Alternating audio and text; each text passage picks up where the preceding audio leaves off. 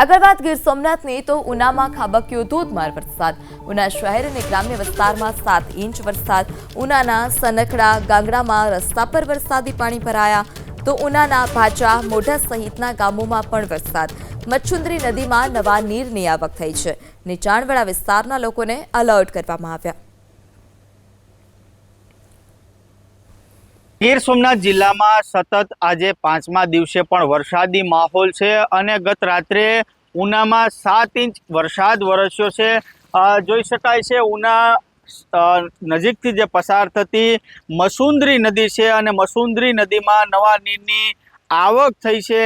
આ નદીમાં જ્યારે ઉપરવાસના વરસાદ થાય છે, ગીર જંગલ વિસ્તારમાં વરસાદ થાય છે ત્યારે વરસાદી પાણીની આવક થાય છે।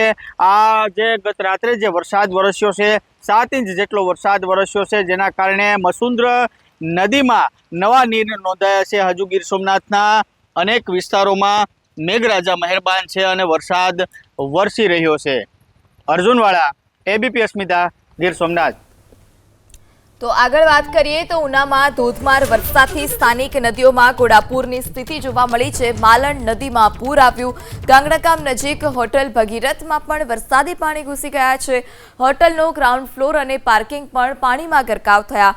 ઉના ભાવનગર હાઈવે પણ પ્રભાવિત થયો છે। ઉપરવાસમાં વરસાદથી રાવલ ડેમ 77% ભરાયો। ઉના ગીરગઢરાની નદીકાંઠાના વિસ્તારોને પણ એલર્ટ કરવામાં આવ્યા છે તો ગીરગઢરાના 20થી વધુ ગામોને એલર્ટ કરવામાં આવ્યા છે। ત્યારે આ દ્રશ્યો પણ સામે આવ્યા છે કે જ્યાં રસ્તાઓ પરથી પાણીનો પ્રવાહ જે છે તે પ્રચંડ વહી રહ્યો છે। ઉનાના આ દ્રશ્યો કે જ્યાં જમીન ત્યાં જળની સ્થિતિ છે।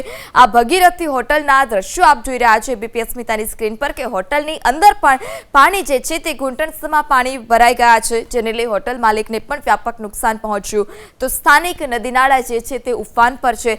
રસ્તા પરથી પાણીનો પ્રચંડ પ્રવાહ જે છે તે પણ પસાર થઈ રહ્યો છે। ત્યારે ઉના ગીરગઢરાના 20થી વધુ ગામ જેને હજુ પણ એલર્ટ કરવામાં આવ્યા છે। ઉપરવાસમાં વરસાદથી રાવલ ડેમ જે 77% ભરાઈ ચૂક્યો છે। કાંઠા વિસ્તારના જેટલા પણ 20થી વધારે ગામડાઓ છે તેને એલર્ટ કરવામાં આવ્યા।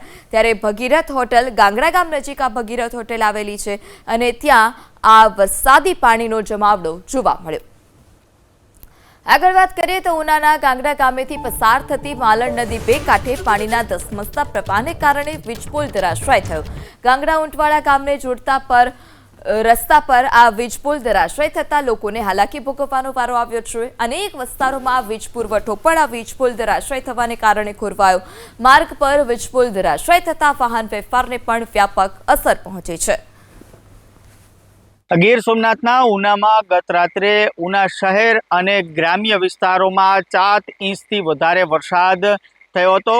જે ગાંગડા ગામ નજીકથી પસાર થતી માલણ નદી છે તે બે કાંઠે વહેતી થઈ હતી અને જેના કારણે આ ગાંગડા ગામના દ્રશ્યો છે, અહીં અનેક જે વીજ પોલો છે તે ધરાશયી થયા છે। એટલે જે ગઈકાલે જે 7 ઇંચ વરસાદ વરસ્યો હતો ને નદીમાં જે પૂર આવ્યું હતું, જેના કારણે આ વિસ્તારોની અંદર જે વીજ પોલ છે તે ધરાશયી થયા છે। કારણ કે જે નદીનો જે ફ્લો હતો તે વધારે હતો, જેના કારણે જે આ વિસ્તારના અનેક ઘરોની અંદર પાણી ઘૂસ્યા હતા। સાથે સાથે જે આ વિસ્તારના ઘણા બધા વીજ પોલ પણ ધરાશયી થયા છે। ગત રાત્રે ખૂબ સારો વરસાદ આ પંથકની અંદર પડ્યો હતો। 7 ઇંચથી વધારે વરસાદ પડ્યો હતો અને અનેક ઘરોની અંદર આ વરસાદી પાણી ભરાવાની સમસ્યા પણ સર્જાઈ હતી। અર્જુનવાળા, એબીપી અસ્મિતા, ગીર સોમનાથ। તો આ તરફ ઉનાના ગાંગડા ગામે માલણ નદીનું રૌદ્ર સ્વરૂપ। ગાંગડા ગામમાં 150થી વધારે ઘરોમાં પાણી ઘૂસી ગયા। નદી કાંઠે આવેલા પ્લોટ વિસ્તારના અનેક મકાનોમાં પાણી ફરી વળ્યા। ઘરમાં રહેલી ઘરવખરીને પણ વ્યાપક નુકસાન પહોંચ્યું છે। ત્યારે ગાંગડા ગામમાં વ્યાપક વરસાદને કારણે નીચાણવાળો વિસ્તાર કે જે જળમગ્ન થયો છે, નદી કાંઠે આવેલા પ્લોટ વિસ્તારના અનેક ઘરોમાં વરસાદી પાણી ઘૂસી ગયા અને ઘરમાં વરસાદી પાણી ઘૂસી જતા ઘરવખરીને પણ વ્યાપક નુકસાન પહોંચ્યું છે।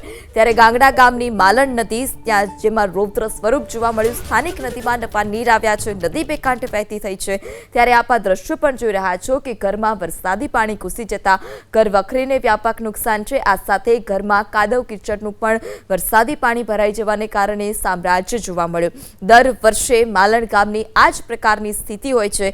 ગાંગડા ગામની આ જ પ્રકારની સ્થિતિ હોય છે કે નદીમાં પાણીનો પ્રવાહ આવતા ઘરોમાં પાણી ઘૂસી જાય। જે સ્થાનિક છે તે પણ બતાવી રહ્યા છે કે પાણી ક્યાં સુધી ભરાયેલા હતા। જે કાદવ કિચડના નિશાન છે તે પણ હજુ સુધી ઘરમાંથી નથી ગયા। આગળ વાત કરીએ તો ઉનાના ગાંગડા ગામે માલણ નદીનું રૌદ્ર સ્વરૂપ। ગાંગડા ગામમાં 150થી વધારે ઘરોમાં પૂરના પાણી ઘૂસ્યા। નદી કાંઠે આવેલા પ્લોટ વિસ્તારમાં અનેક મકાનોમાં પાણી ફરી વળ્યા છે। ઘરમાં રહેલી ઘરવખરી પલળી જતા વ્યાપક નુકસાન પહોંચ્યું છે।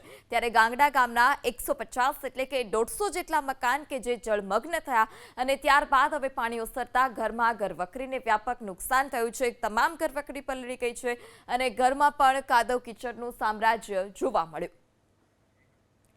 ત્યારે ગાંગડા ગામમાં માલણ નદી કે જેનું રૌદ્ર સ્વરૂપ જોવા મળ્યું છે અને માલણ નદીમાં ધસમસતો પાણીનો પ્રવાહ ઘરોમાં વરસાદી પાણી ઘૂસી ચૂક્યા છે। નીચાણવાળા વિસ્તારમાં વરસાદી પાણીએ તેનું સામ્રાજ્ય જમાવ્યું। આ સાથે ભગીરથ હોટલ કે જેમાં પણ ઘૂંટણસમા પાણી ભરાયા છે।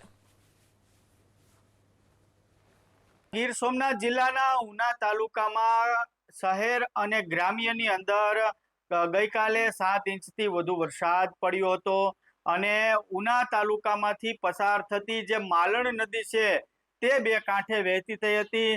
આ નદીમાં ઘોડાપૂર આવ્યું હતું અને જેના કારણે જે નદીના પટ વિસ્તારની અંદર રહેતા અને ગાંગડા ગામની વિસ્તારમાં રહેતા લોકોના ઘરોની અંદર પાણી ઘૂસ્યા હતા।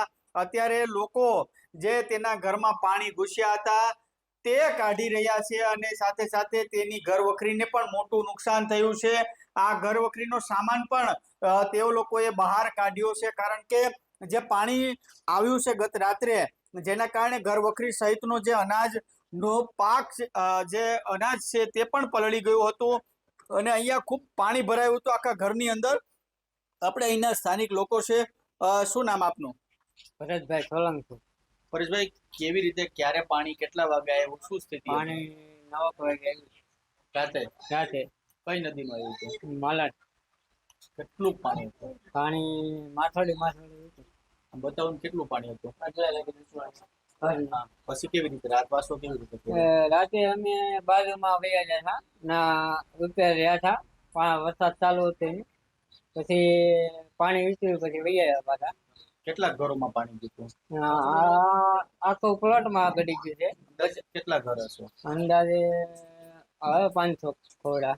હા, કેવી પરિસ્થિતિ? પરિસ્થિતિ તો બહુ વહેમી હતી। જાગ્યા આખી રાત?